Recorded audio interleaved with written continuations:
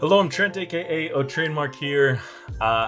If you guys didn't catch it, they changed the time event from being multiplicative to being additive, which means that instead of potentially having up to 20 times the time multiplier, it's only going to go up to basically 9 times. Now, a lot of players have been messaging me, saying, "Trademark, let your community know, switch from voting for time to vote for XP." But here is the thing, guys. The main benefit of the time event is not incubation, it's not limit break, it's not gifts. The main benefit of the time event is the fact that Direb said that it affects your max open cooldown timer. So as long as that hasn't changed, and I have reached out to Direb to hopefully get clarification on this, but as long as we are getting 5 times the max cooldown, or the max opens, the benefit of the time event for max opens is enormous. It's still by far the best event to vote for. So make sure you don't change your vote. Plus 5 time is absolutely amazing. Not only is it good, it's just by far the best for going for rare fighters. It's also basically a free. The 5 times time multiplier exists everywhere outside of the time chamber. So you're actually getting like a free. You're getting basically a free 10 days worth of incubation or limit break or whatever, just opening the whole week. You don't even need to step foot into the time chamber to receive 10 days worth of time here. So you can kind of look this chart over if you're curious about how much value you're going to get for the different scenarios of whatever, if you do want to spend time in the time chamber. But I also wanted to talk to you guys about which events to vote for in the future, because I see a lot of confusion about this, players arguing about what the best events are for different situations. The truth is that you can make an argument for just about every event is going to be good for different players in different stages of the game. Okay, so that's why you get a lot of players that are arguing about what to vote for. But there are some clear standouts, and there are some kind of some pre-accepted, kind of agreed upon rules from the community. It's not really agreed upon per se, as much as it's just an alternation between events of. Usually it's luck and XP, and then damage and yen that gets alternated week after week. But I want to talk to you guys about what to actually vote for depending on which stage of the game you're at. Okay, so first off, starting with the brand new event, time is just flat out the best event in the game. It basically benefits every single player in the game. It benefits free to play, mid-tier players, pay to play, pay to win, heavy whales. Every single person in the game benefits enormously from the time event. That is assuming the time affects max open cooldowns, which Direb did say that it will affect max opens in his stream. So that's what we're basing it on. But this is going to be amazing. You're basically opening 5 times as many stars this weekend, guys. Okay, so it's a great opportunity to get secrets, divines, to go for whatever units you are missing or you want to add to your collection. This is a great time for it. As I say here, it's also a free 10 days worth of incubation. The only downside is that you need to have enough yen and enough multi-open tokens to sustain opening for 48 hours. Now that's going to be a lot, okay?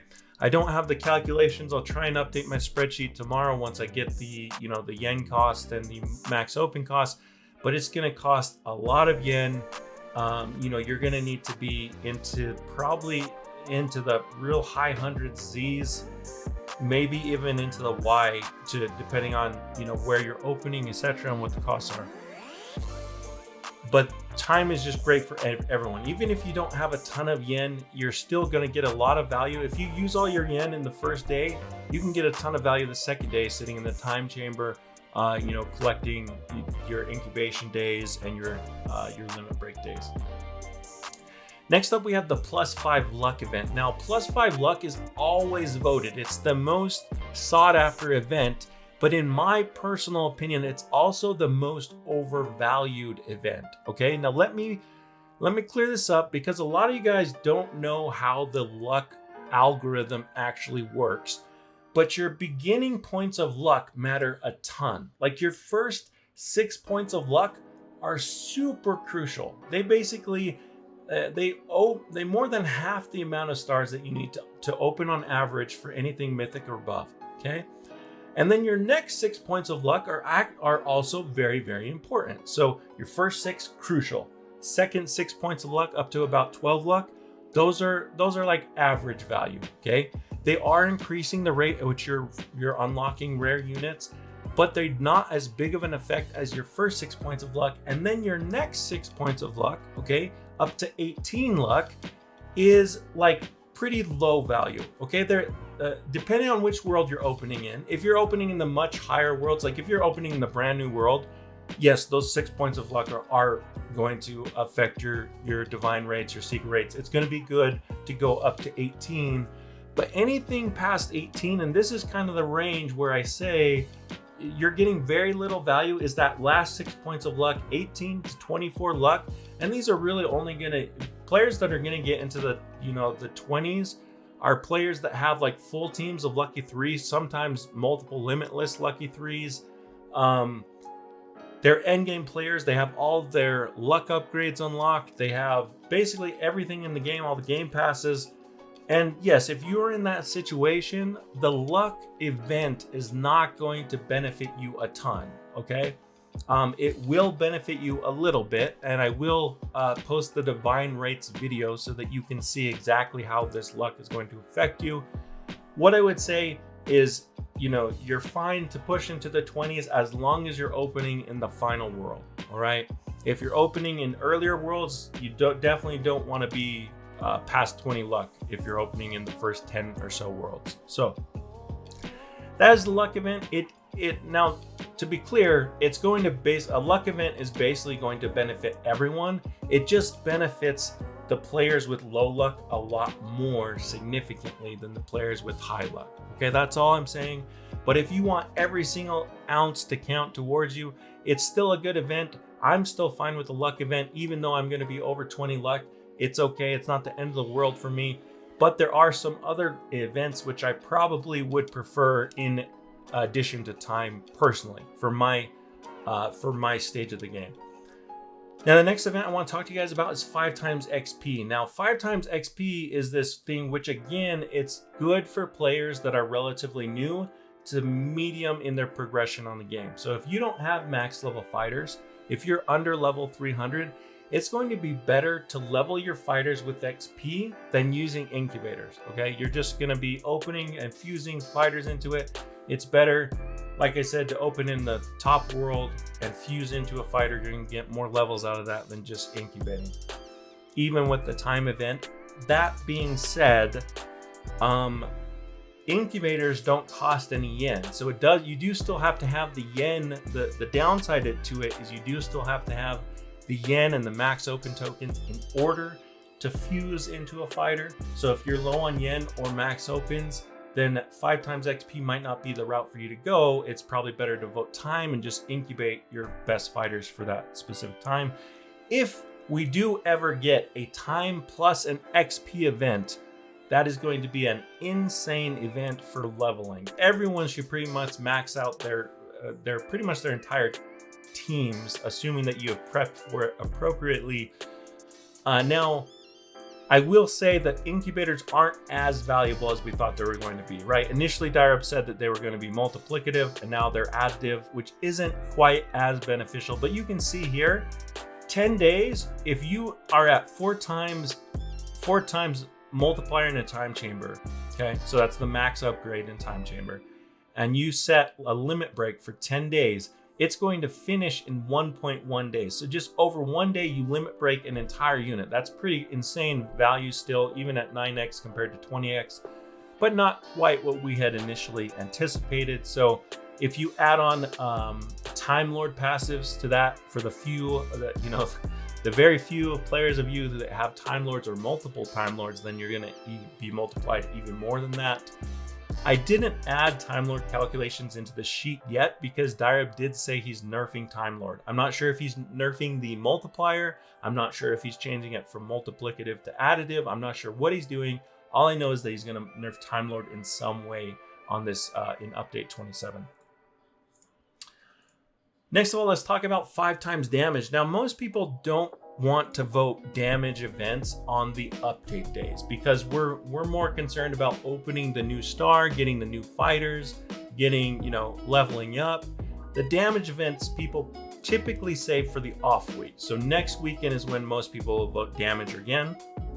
That being said, if you don't have enough yen to open this entire weekend, first of all, you should be grinding really hard right now, as much as you can possibly before the event starts. Grind as much as you can today, as much as you can in the morning, because you don't want to be spending time doing a lot of time trials during an opening, a luck event or a time event. You want to be spending time opening, that's it.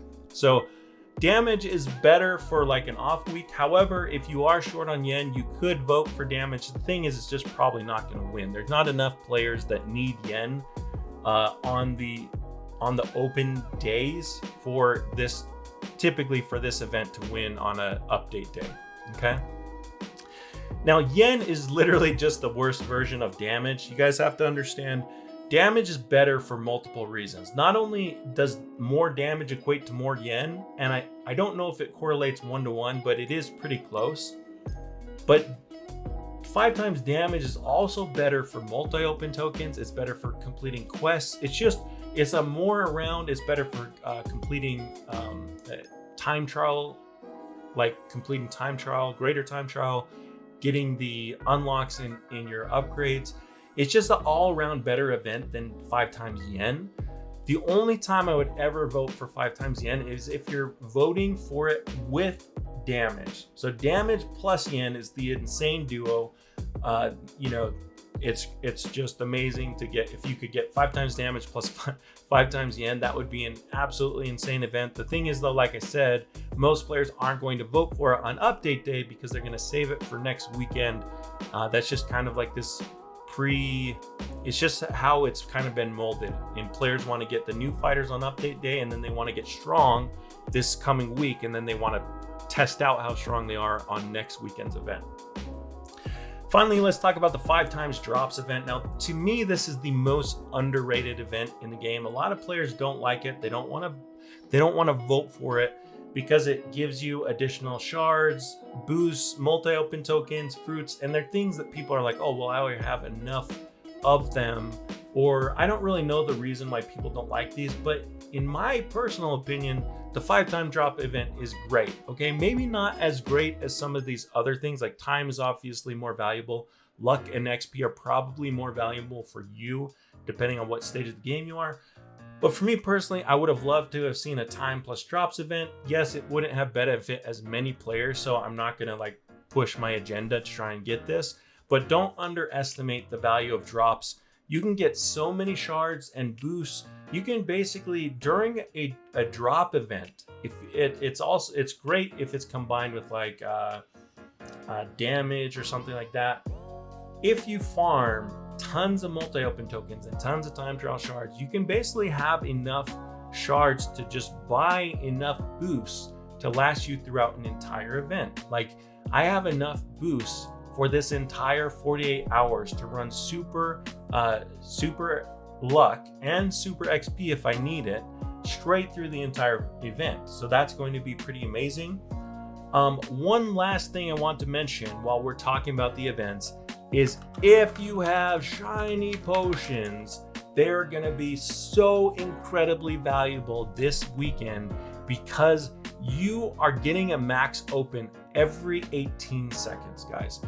5 times time, or plus 5 time even. It assuming that it's plus 5 and you're at base 0, is basically 5 times the speed of your max open cooldown, which is a fifth of the cooldown timer, so it goes from 90 seconds down to 18 seconds. A max open every 18 seconds. If you have shiny pots and you have a big backpack, you have nearly 2,000 inventory slots ready to go, holy smokes, this is an incredible opportunity to be getting tons of shiny secrets, maybe even some shiny divines. It's basically, like I said, we're getting kind of like a week's worth of opening jam-packed into 48 hours. And that's why I'm going to stress again, the most important thing for you guys to do this update is farm yen and max open tokens, okay? You should only be farming multi-open tokens in the last world, the Stone Ocean Orca world. If you don't have enough damage to complete it, get some friends together, invite some people from different discords, you know, make a deal with them. I open one defense mode, you open the next, whatever.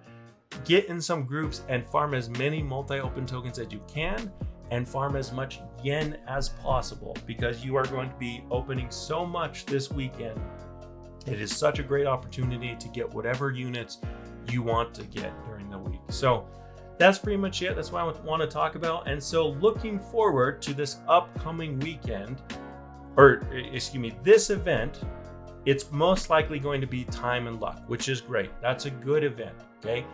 Spend as much of it as possible opening for the fighters that you want. If you can, if you have enough yen and max opens to open in the top world, great, do that. If not, drop down a few worlds, drop down to maybe, you know, you could drop down to Orca. If you don't have enough for Orca, you could drop down to Dorohedoro, the whole. That's a good world to open in. If you still don't have enough for that, you could go all the way down to like Icy Waste if you have to, okay?